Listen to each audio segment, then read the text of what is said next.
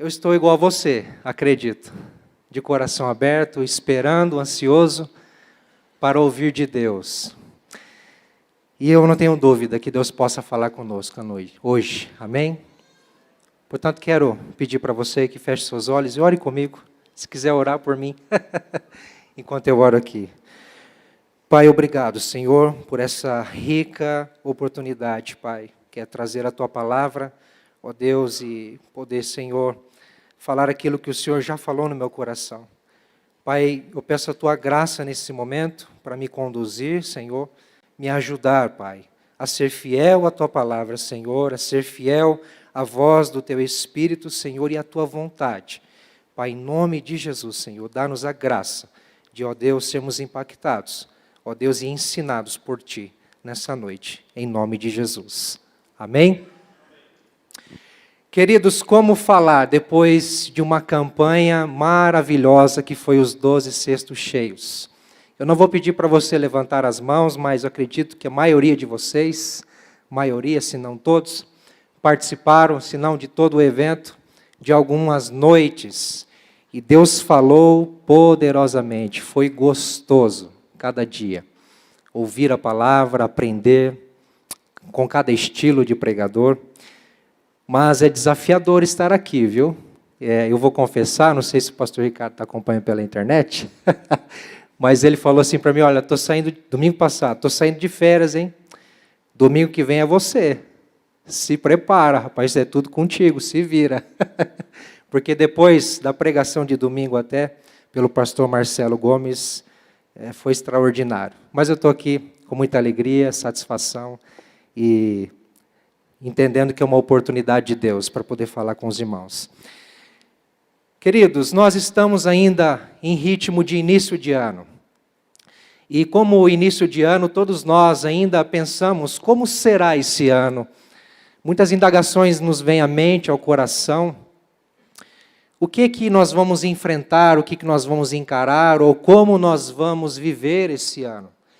E se você é normal como eu, acho que todos nós somos, nós fazemos planos, planejamentos, nós sonhamos, nós criamos expectativas, nós criamos metas, objetivos, e isso é bíblico, mas a questão é, como nós levaremos isso adiante? Como nós desfrutaremos da bênção de Deus? E sabe, eu tenho pensado e meditado num salmo, e se você quiser já abrir aí, o Salmo de número 37, esse Salmo ele fala de algo assim extraordinário, porque há uma promessa da terra prometida aqui, há uma promessa da terra prometida. E aqui é uma contradição, há uma contraposição, ou então uma comparação, para mostrar qual é a diferença entre o justo e o injusto, ou então entre o justo que teme a Deus, que é íntegro a Deus, e diferentemente do ímpio, que é considerado como aquele que não teme a Deus, que é perverso, que é mau, que é injusto. E a indagação que ressalta em todo esse salmo é quem vai herdar a terra prometida, quem vai herdar a herança de Deus, a bênção de Deus. E como nós estamos num ritmo de início de ano, todos nós desejamos a bênção de Deus para este ano. É diferente com você? Não, né?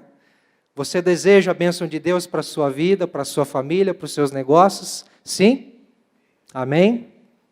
Estamos todos no mesmo barco. Nós ansiamos que Deus abra as comportas dos céus e faça chover. Faz chover, Senhor, as suas bênçãos sobre nós. Esse é o anseio do nosso coração e da nossa alma.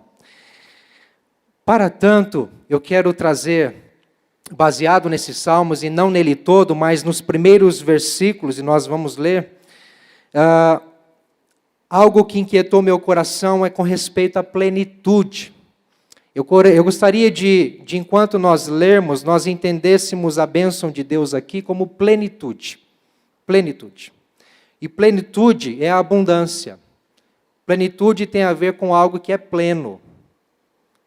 E pleno é algo íntegro, é algo perfeito, é algo completo. sem restrições. Isso é plenitude. Então a bênção de Deus, ela é assim. E Jesus falou, já vamos ler o texto, que Ele veio para que tenhamos vida e vida em abundância. E há textos, há traduções bíblicas que vai trazer a palavra plenitude, vida em plenitude. É mesmo, são sinônimos. Então vamos lá. Convido você a ler comigo a partir do versículo 1 até o versículo 9. Diz assim: Não se aborreça por causa dos homens maus, e não tenha inveja dos perversos, pois como o capim, logo secarão, como a relva verde, logo murcharão. Confie no Senhor e faça o bem. Assim você habitará na terra e desfrutará segurança. Deleite-se no Senhor e Ele atenderá aos desejos do seu coração. Entregue o seu caminho ao Senhor, confia nele e Ele agirá. Ele deixará claro, como a alvorada, que você é justo, e como o sol do meio-dia, que você é inocente. Descanse no Senhor e guarde por Ele com paciência. Não se aborreça com o sucesso dos outros, nem com aqueles que maquinam o mal. Evite a ira, rejeite a fúria, não se irrite. Isso só leva ao mal. Versículo 9. Pois os maus serão eliminados, mas os que esperam no Senhor receberão a terra por herança. É interessante que esse salmo ele começa dizendo, nos dando um alerta. Não se aborreça por causa dos homens maus. Não se aborreça por eles. Não tenha inveja deles. Eu não sei você, mas muito tempo da minha vida, e olha que eu sou jovem, tá? E hoje Deus vira uma chave na minha vida que eu estou fazendo aniversário, tá bom? Mas não é para... É só para dizer o seguinte, eu estou entrando nos 33 anos. Mas, não parece, né? Eu até deixei a barba para ver se fica um pouquinho mais velho, né? Para vocês. Mas sabe, irmãos, que por muitos anos da minha vida, ainda jovem, eu sempre observei pessoas à minha volta, até mesmo no trabalho, no ambiente do trabalho, ou então vizinhos, colegas de escola, que muitas vezes estavam se dando bem. Vamos usar essa expressão? Estavam se dando bem, tudo fluía na vida deles. Eles não tinham falta de nada, eles não tinham problema nenhum, tudo ia bem. E aquilo mexia comigo porque, Senhor, será que eu não sou abençoado? Será que eu não sou agraciado por Ti? Será que me falta alguma coisa? O que é que falta? Isso me intrigou por muitos anos, por muito tempo, até que eu descobri. E esse texto até reflete algo do que Deus me ensinou há um tempo atrás. Que nós não podemos esperar a bênção nos espelhando no sucesso do outro. Sabe, porque muitas vezes, sabe aquele ditado popular, que a grama do vizinho, ela é mais verde do que a nossa? Quem é que nunca pensou isso? O emprego do fulano é melhor do que o meu. O carro do meu irmão é melhor do que o meu. Misericórdia, mas a esposa... Não é isso não. Mas sabe, a gente... Brincadeira, tá? Mas às vezes a gente cai nesses pensamentos. Senhor, por que o outro consegue? Por que há progresso na vida do outro? Por que há crescimento? Por que há sucesso na vida do outro e na minha vida não? O que acontece? Será que tem um segredo? Tem uma chave que a gente liga assim? Que tem alguma senha que a gente acessa aí na internet e libera tudo? O que acontece? E aí Deus fala nesse salmo o seguinte... A bênção de Deus, a plenitude, a abundância. E aqui eu não quero resumir isso em sucesso financeiro, em sucesso profissional, ou na educação, mas eu quero dizer em todos os sentidos da vida, em todos os âmbitos, áreas da vida, no aspecto físico, na nossa saúde física, na nossa saúde emocional, na nossa saúde espiritual.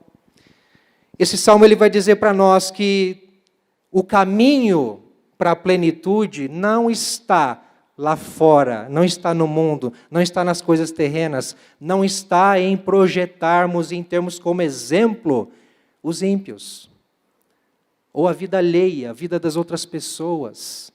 Porque este salmo aqui, ele vai expressar a questão do homem ímpio como aquele que é cruel, como aquele que ele não só é próspero e uma prosperidade efêmera, passageira, sem valor diante de Deus, muitas vezes conquistada por injustiças, por calúnias, por desprezos. Esse salmo ele vai dizer que esses ímpios, eles já têm a sua recompensa, e a própria recompensa dele é o fim nessa terra. Como diz o versículo 2, pois como o capim logo secarão, como a relva verde logo murcharão. Eles não serão lembrados. Diante de Deus, não são ninguém. É mais ou menos isso que o texto está dizendo. Mas, e aí eu quero trazer como título, o caminho da plenitude. Qual é o caminho da plenitude? Para nós alcançarmos, então desfrutarmos a bênção de Deus. O caminho da plenitude não consiste nos moldes humanos ou terrenos, ele consiste em nossa vida em Deus. Eu queria que você dissesse isso. O caminho da plenitude consiste em nossa vida, não há outra alternativa. Sabe por quê? Porque quando esse salmo fala da herança, da terra prometida aqui para o israelita, está dizendo para nós da presença de Deus. Está dizendo para nós da própria ação de Deus a nosso favor, e isso culmina na eternidade. Nós temos uma esperança, e nós vamos falar disso depois. Mas no caminho da plenitude, nós precisamos dar alguns passos. Porque nós estamos caminhando, certo? É um caminho da plenitude. Quais passos devemos dar em busca dessa plenitude? Ou para que recebamos essa plenitude? O texto é muito simples.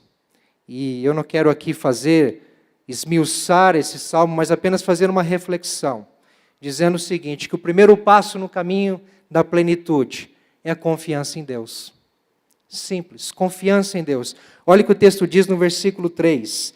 Para aquele que não deve se aborrecer e nem invejar o sucesso das pessoas, alheio, das outras pessoas.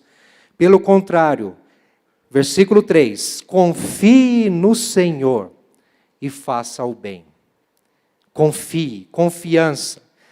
E confiança aqui, que vem do verbo confiar, ele tem um sinônimo, que é fiar. Fiar. Fala comigo, fiar. Essa palavra fiar vem de fiador, vem de fiança. E nós sabemos o que isso significa. Fiança é quando uma terceira pessoa, uma segunda pessoa, ela paga o valor da dívida do outro. Ou então, quando ela se responsabiliza pela dívida do outro. Ser fiador de alguém, não sei se alguém aqui tem essa experiência ou já teve, mas é quando você se responsabiliza financeiramente, não é? Por outra pessoa, que talvez seja um pouco mais precavida em suas finanças, para adquirir algo ou para alugar um imóvel, enfim. O fato é que essa expressão confiança, essa expressão confiar em Deus, no versículo 3, ela nos traz a ideia de que nós precisamos nos afiançar em Deus. a fiança em Deus, nós precisamos estar sob sua única e exclusiva responsabilidade. Senhor, eu não posso seguir sozinho, eu não posso conduzir a minha vida sozinho, não tem jeito, eu preciso do Senhor. Eu tenho que prosseguir, eu tenho que caminhar, eu desejo, eu anseio, mas eu não consigo só. Senhor, eu afiancio a minha vida em tuas mãos. Isso é confiança. Isso é confiança. É dar toda a nossa vida a Deus e dizer, Senhor, o Senhor tem total responsabilidade sobre mim. Minha vida é tua. O salmista está dizendo isso. Confie no Senhor. E essa confiança é tão interessante que ela não resume simplesmente nessa entrega a Deus da nossa vida, mas ela reflete na prática das boas obras. O texto vai dizer, confie no Senhor e faça o bem. O que é fazer o bem? Já viu aquela expressão, fazer o bem, não importa quem? Isso é boas obras, isso é prática das boas obras. Fazer o bem aqui é dizer, olha, eu sou do Senhor, eu pertenço ao Senhor, e ao passo que eu desejo a plenitude dEle, eu entrego a minha vida a Ele, eu vou fazendo bem, eu vou seguindo o conselho dEle, eu vou seguindo o caminho dEle, eu vou seguindo a vontade dEle, fazendo o bem. E aí vem uma promessa, no versículo 3 ainda, que é a segurança em Deus. Olha o que ele diz. Assim você habitará na terra e desfrutará o quê? Segurança. Quem é que não deseja segurança? Eu passei a morar, eu e a Fabi, nós estamos morando numa nova casa, e uma casa bonita, graças a Deus, nós estamos muito felizes, satisfeitos, uma casinha geminadinha, mas bem aconchegante, nós estamos felizes porque vamos receber o Lucas em março, e nós pensamos em mudança para poder dar aos nossos filhos, e a nós mesmos também, um pouquinho mais de aconchego, até mesmo para a nossa qualidade de vida, e graças a Deus o Senhor tem suprido as nossas necessidades, mas nessa casa ela tem a cerquinha elétrica lá, mas não está funcionando. Já entrei em contato com o rapaz para fazer o levantamento e ativar essa cerca elétrica. Mas sabe por que eu estou falando isso? Porque todos nós nos preocupamos com segurança. Todos nós. Isso é essencial para a nossa vida. Isso é essencial. Então, quando nós entramos num ambiente, ou quando nós estamos em meio às pessoas, num lugar público, nós já precisamos. Eu, como fui bombeiro por 7 anos, ainda respiro um pouco da profissão, é normal entrar num ambiente e já pensar em segurança. Onde é a saída de emergência, onde é a rota de fuga, onde tem extintor, será que tem sinalização? E se acontecer isso e aquilo, como é que a gente faz? Segurança. Isso tem a ver com prevenção também, mas Deus garante segurança para nós, queridos. E Ele diz simplesmente, olha, confie a sua vida a mim, renda-se a mim, afiancie a sua vida a mim, e você vai ter segurança, é simples assim. Eu acho tão interessante os livros de Salmos e Provérbios, porque eles são assertivos em dizer, olha, se você fizer isso, Deus vai agir assim. Se você tomar uma posição, tomar um passo, der um passo, tomar uma atitude a favor da vontade dEle, aquilo que Ele pede e espera, Ele vai fazer algo. E é o que está acontecendo aqui, é o que o texto está dizendo. Confie no Senhor e faça o bem, assim você habitará na terra e desfrutará a segurança. Isso é assertivo, isso é uma certeza, não há o que a gente questionar.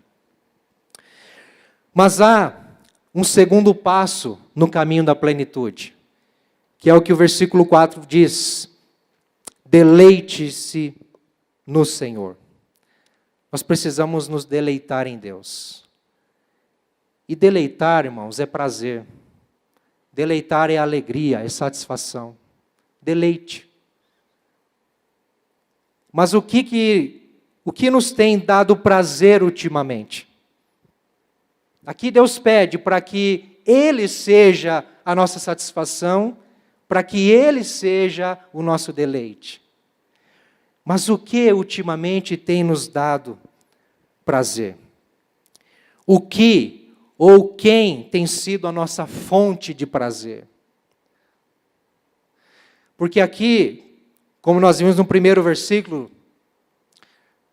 há uma problemática para o salmista em dizer para aquele a quem ele escreve, ou aquele que iria ler esse salmo, o seguinte: falou, olha, não tenha o seu prazer, ou a sua expectativa no sucesso do outro,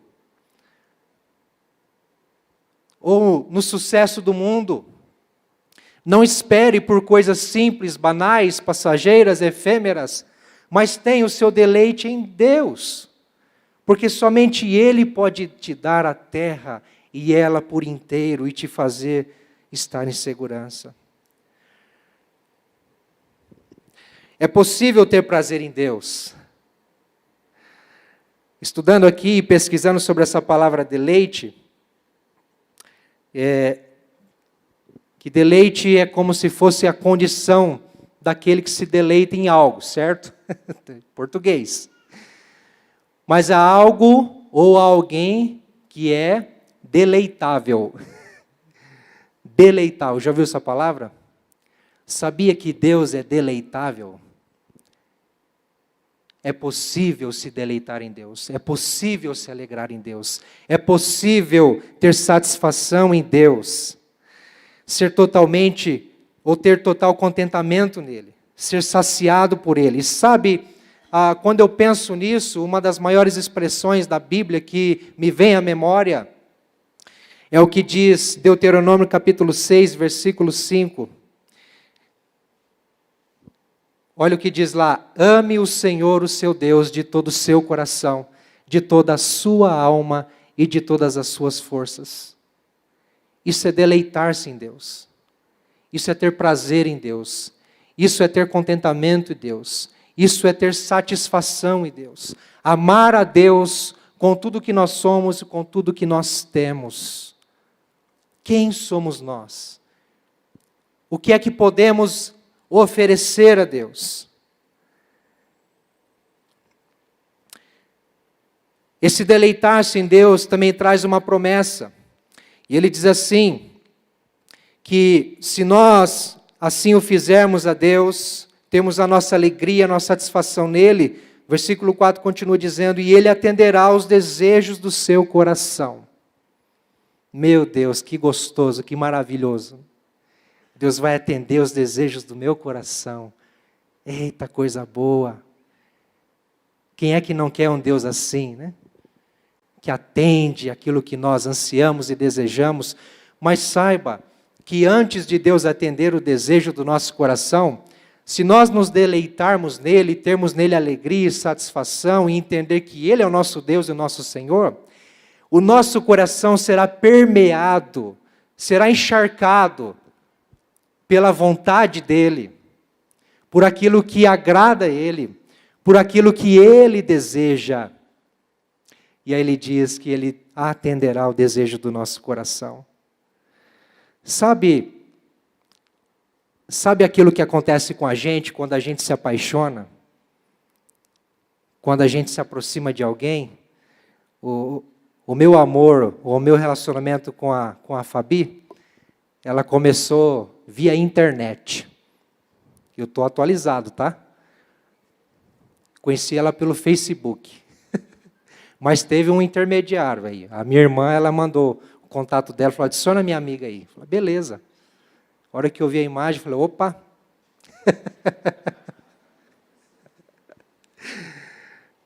E depois do Facebook, a gente passou a conversar pelo telefone. O primeiro contato no telefone foi 2 horas de conversa. 2 horas. Na alta madrugada, hein? A partir daí, a gente passou a se falar todo dia por telefone. Foi amor ao primeiro clique. Ou a primeira ligação. Mas sabe, nós começamos a nos envolver e a amar um ao outro intensamente. É claro que amor é entrega, amor é decisão, amor é uma posição, mas nosso coração arde por alguém. E quando a gente passou a se amar, eu passei a desejar aquilo que ela desejava. Porque os anseios dela, que ela me dizia e que ela sentia confiança em me dizer, passavam a ser quase que a minha prioridade. Eu preciso viver de tal forma a atingir o desejo e o anseio do coração dela. Porque eu a amo. E ela me ama. E nós estamos caminhando num caminho de plenitude, abundância, aleluia. Então eu preciso e quero realizar os desejos do coração dela. É isso que acontece quando nos deleitamos em Deus. E é possível isso, meu irmão, minha irmã. Eu estou na busca, eu estou no caminho, Senhor, e a minha oração tem sido, Senhor, dá-me mais de Ti. Dá-me mais de Ti, Senhor. Revela a Tua pessoa, revela a Tua presença, revela a Tua glória. Senhor, dá-me mais de Ti. E é tão interessante que quanto mais nos debruçamos na presença de Deus, em oração, leitura da palavra, nós conhecemos a vontade dEle e o nosso coração é impactado, é incomodado, é instigado a cumprir aquilo que Ele fala. Amém? Deleitar-se em Deus. Segundo passo, no caminho da plenitude, é a entrega a Deus. O versículo número 5 vai dizer o seguinte: entregue o seu caminho ao Senhor. Entregue o seu caminho ao Senhor. Esse entregar o caminho é semelhante ao confiar no versículo 3. Porém, ele é um pouquinho mais profundo. A ideia aqui, e essa palavra entregar no hebraico, no original lá no hebraico, é literalmente a palavra rolar. Rolar, igual você joga uma bola, ela vai rolando. O que tem a ver aqui? É como se o salmista, ao escrever essas palavras no hebraico, estivesse pensando na viagem no deserto. A viagem a camelo. Eu não sei se ainda acontece isso, acredito que sim, em alguns pontos, de repente até como turismo. Mas, naquela época, quando o povo de Deus ia fazer uma viagem no deserto com seus camelos, e eles tinham que movimentar toda uma caravana com seus aparatos, com as suas bagagens e tudo mais. E os camelos serviam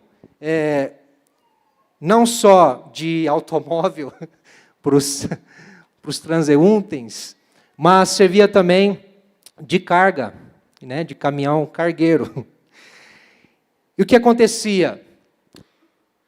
Antes da partida, antes deles caminharem rumo ao destino, os camelos eles se colocavam de joelhos. E quando eles se colocavam de joelhos, as pessoas rolavam as mercadorias sobre o camelo. Então o camelo, quando tinha toda a bagagem ou aquilo que fosse necessário levar já pronto, ele se levantava, claro que havia um comando para isso, e aí então o povo dava início ou partida na peregrinação, na caminhada rumo ao deserto. E sabe o que isso expressa? Que Deus está dizendo assim, olha, rola diante de mim, ou em mim, ou sobre mim, toda a sua vida, todo o seu caminho, todas as suas cargas, tudo aquilo que você não consegue levar, tudo aquilo que você está cansado de carregar. Entrega é consagração. Olha o que diz Provérbios 16:3, e esse texto mexe comigo, porque fala do sucesso, fala da eficácia daquilo que fazemos, mas há uma atitude para que isso aconteça. Consagre ao Senhor tudo o que você faz, e os seus planos serão bem-sucedidos. Entrega é consagração. Mas o Salmo 55, 22 também vai dizer que entrega é sustentação de Deus na nossa vida. Quando entregamos a Deus o nosso caminho, a nossa vida, quando rolamos nele a nossa carga, a nossa bagagem, nós teremos sustentação. Olha o que diz o Salmo: entregue suas preocupações ao Senhor e Ele os susterá. Jamais permitirá que o justo venha a cair. Glória a Deus. Isso é entrega. Entrega é cuidado.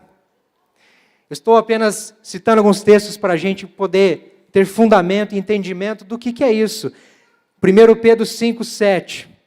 Você já conhece esse texto, mas diz assim: lancem sobre ele toda a sua ansiedade, porque ele tem cuidado de você. Lancem, rolem. Deus não é o nosso camelo para fazer os nossos caprichos, ou para simplesmente ser o nosso amuleto, atingir as nossas metas. Não. Deus é aquele que se dispõe por amor, por compaixão, por misericórdia, por graça. Como o nosso Criador que nos ama e que se revelou no seu Filho Jesus Cristo. E Ele diz assim: entrega, simplesmente entrega o seu caminho a mim, que eu vou fazer o que tem que ser feito. Eu vou te dar alívio, eu vou te dar descanso, eu vou te dar sustento, eu vou te dar segurança. Eu vou te fazer habitar seguro na terra, eu vou te dar a minha plenitude. Entrega. E há uma promessa também para essa atitude, para esse passo, e está no versículo 5 mesmo, que diz que se nós entregarmos o nosso caminho a Deus, confiarmos nele, o que Ele vai fazer? Ele agirá. Como Ele agirá? Versículo 6. Ele deixará claro como a alvorada que você é justo, e como o sol do meio-dia que você é inocente. Sabe o que está dizendo aqui? Deus mesmo vai se encarregar da nossa identidade, da nossa reputação, porque nós ficamos preocupados: o que estão pensando de mim, quem eu sou. Lembra do que o Salmo está dizendo no início? Não se aborreça com os perversos, com os homens maus, nem tenha inveja dos perversos. Não se aborreça por causa dos homens maus, nem tenha inveja dos perversos, porque eles passarão como a relva, num sopro, da noite para o dia. Mas o justo, pelo contrário, aquele que teme a Deus, aquele que confia nele, aquele que se deleita nele, aquele que entrega o seu caminho a Ele, o que vai acontecer? Deus fará com que a sua própria identidade, a sua justiça, quem nós somos, Ele vai revelar isso automaticamente, como consequência. Aqui o texto fala de justiça. Ele deixará claro como a alvorada que você é justo. Quem é que nos justifica? Cristo. Somos salvos e justificados pela graça, pela fé em Cristo. Cristo nos justifica. E nós seremos. É como se Deus falasse assim: olha, deixe a sua vida ao meu encargo. Que tudo aquilo que você acha que precisa, ou acha que você merece, você quer sucesso, você quer bem-aventurança, você quer se dar bem, não se preocupe com isso. Eu vou fazer o que é necessário. Apenas entregue o seu caminho a mim, que eu vou tornar claro como o dia quem você é. As pessoas vão olhar para você e vão ver Deus. As pessoas vão olhar para você e vão ver esse deleite que você tem em Deus. As pessoas vão olhar para você e vão perceber algo diferente. E essa pessoa brilha. Tem algo diferente nela, ela brilha algo, ela transmite algo. O que será? Aí quando ela te questionar, você vai falar assim: olha, eu entreguei o meu caminho a Deus. Eu me deleito nele, eu tenho prazer em Deus. Eu confio nele.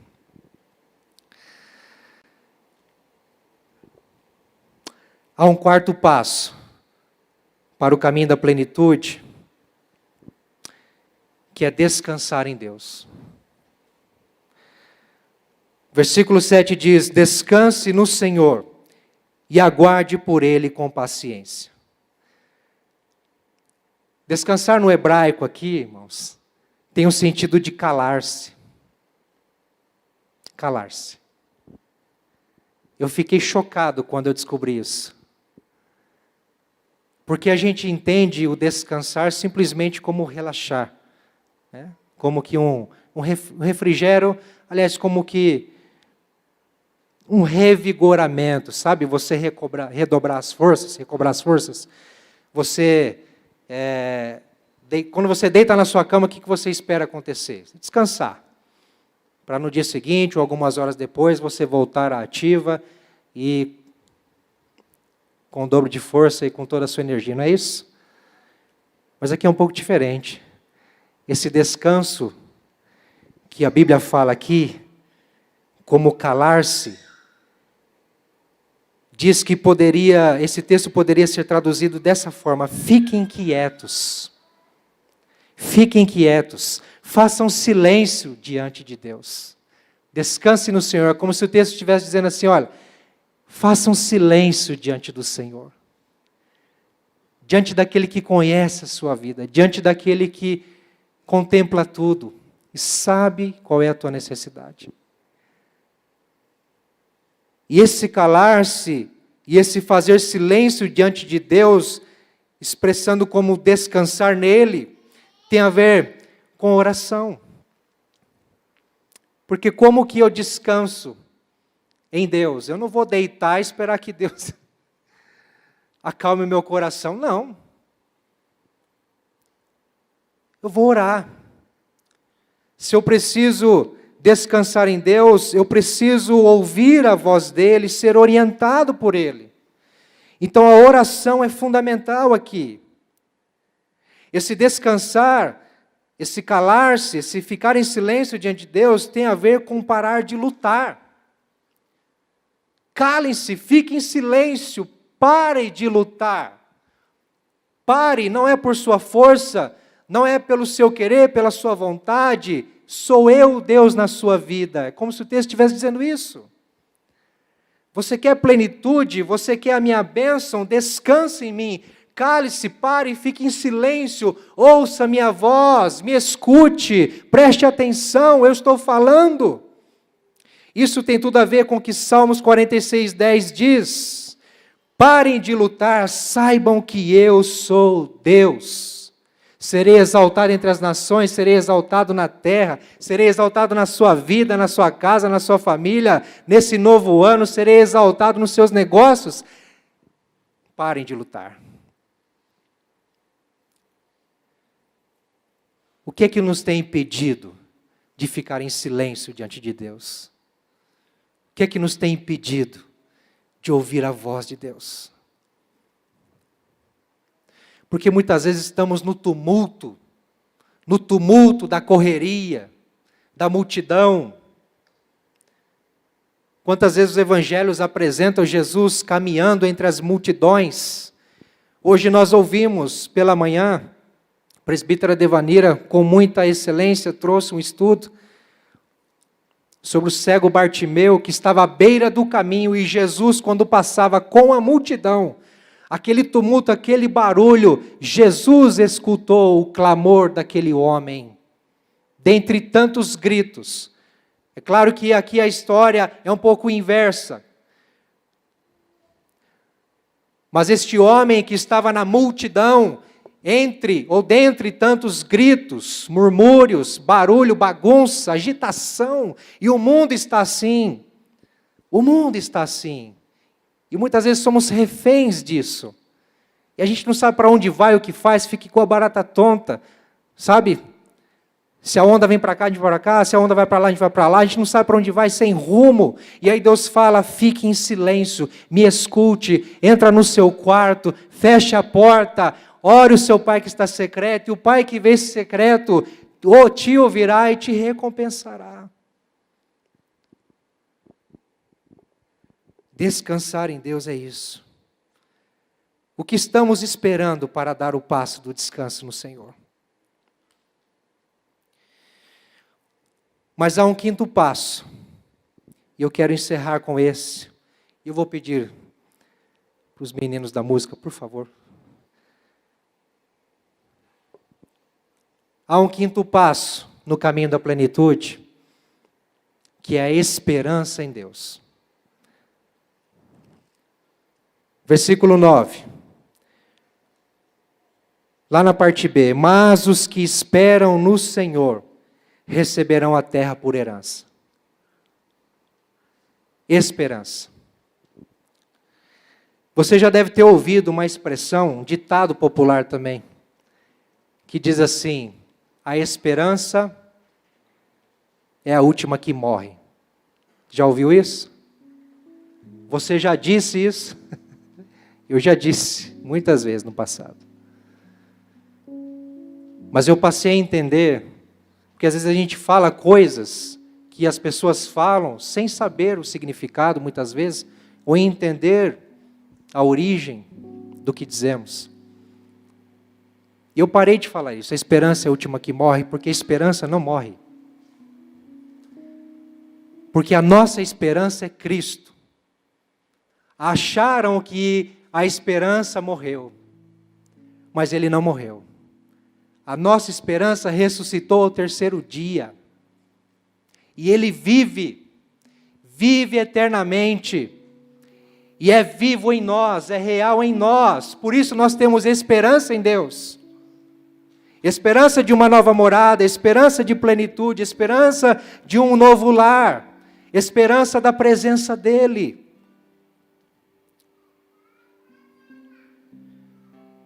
E Cristo, que é a nossa esperança, Ele mesmo disse: eu sou o caminho.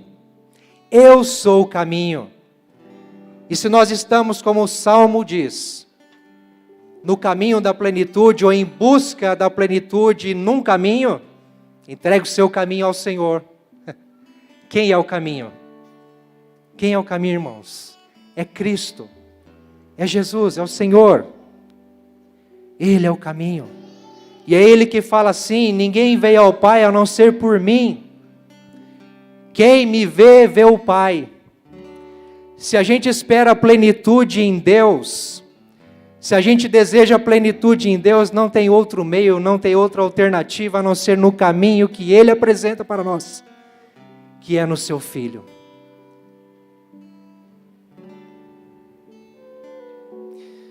Deus amou o mundo de tal maneira que deu Seu único Filho, para que todo aquele que nele crê não pereça, mas tenha vida eterna. Ele é o caminho. E eu quero encerrar dizendo isso. Se nós desejamos este ano que andemos e vivamos na plenitude em Deus, se desejamos ver a bênção de Deus, se desejamos caminhar em bênção, em abundância, vendo as coisas acontecerem, progresso, por que não dizer prosperidade, mas não financeiro apenas, mas em todos os sentidos, saúde, plenitude, só há um caminho. E esse caminho é Jesus Cristo. É Jesus Cristo. Eu quero convidar você a ficar em pé. Se você entende que precisa cada vez mais estar nesse caminho, andar nesse caminho, mas se você também anseia essa plenitude de Deus, essa abundância de Deus para a sua vida, a sua família, para os seus negócios, para a sua vida profissional, na sua educação. Senhor, eu quero ser abençoado, próspero em tudo que eu fizer.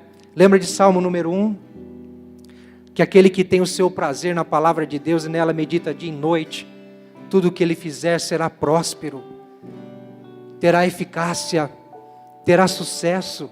Quem é que não deseja isso? Mas a palavra de Deus diz o caminho.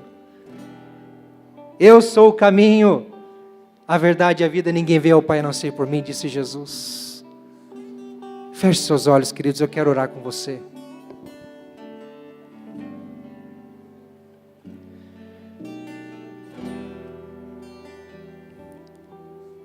Senhor, Tu és aquele que nos dá a oportunidade de nos entregar a Ti. Hoje, mais uma vez, um pouquinho mais. Talvez, Senhor Deus, com uma intensidade maior. O Senhor é aquele, ó Pai, que nos mostra e nos aponta o caminho, que é o Seu Filho mediador, e diz para nós: olhe para Ele, o autor e consumador da nossa fé. Ele é o caminho. Senhor, nos ensina, Pai. Nos dê força, Senhor, que nós possamos, Pai, verdadeiramente nos deleitar em Ti. Verdadeiramente, Pai, porque muitas vezes nós vivemos, ó Deus, por regras. Vivemos, Senhor Deus amado, apenas por instruções, palavras, e o nosso coração não arde, não queima pelo Senhor. Ó Pai, abraça-nos nesta noite para que possamos, Senhor, arder em chamas, Pai, no Teu Espírito, para que possamos desejar, ansiar, ó Deus, ardentemente, intensamente, Senhor, com todo o nosso ser, a Tua presença santa e maravilhosa. Pai, este mundo não tem nada a nos oferecer, nada, e a Tua palavra garante isso. E Jesus falou: no mundo tereis aflição, mas tende bom ânimo, eu venci o mundo. E o Senhor disse também, Jesus, para que não devamos andar ansiosos de coisa alguma, mas antes de tudo, em primeiro lugar, buscar o Teu reino e a Tua justiça. Senhor, nos ajuda a entregar o nosso caminho ao Senhor, Pai. Olha para Senhor, para esse pai, essa mãe, esse filho, ó Deus amado, que muitas vezes dentro de casa deseja isso. Senhor, eu quero ver vida plena na minha família, vida plena no meu lar. Senhor, eu quero ver o meu pai, Senhor Deus amado, jubilante no Senhor. Eu quero ver, Senhor, minha mãe se alegrando em Ti. Pai, ouve a oração, Pai, dessa mulher que clama pelo seu marido, Senhor. Pai, eu quero ver esse homem ardendo em chamas na Tua presença. Pai, dá-nos deleite no Senhor. Que o Senhor e somente o Senhor seja o nosso prazer. Afasta de nós, Pai, tudo que nos tira da Tua presença. E dá-nos, Senhor, que sejamos alegres no Senhor. Ó Pai, que o nosso coração, Senhor Deus, se derrame como cantamos anteriormente. Que o nosso coração se renda, se abra, se derrame como cera diante de Ti. E que o Senhor nos encha da plenitude do Senhor. Essa plenitude que nos faz triunfar mesmo em meio à pobreza. Essa plenitude que nos dá paz em meio à guerra. Essa plenitude que nos dá satisfação e contentamento, mesmo quando falta o que comer. O Senhor é o nosso contentamento, a nossa satisfação. Dá-nos, Pai, isso. E ajuda-nos, Senhor, a permanecer no caminho. Em o nome de Jesus. Amém, queridos.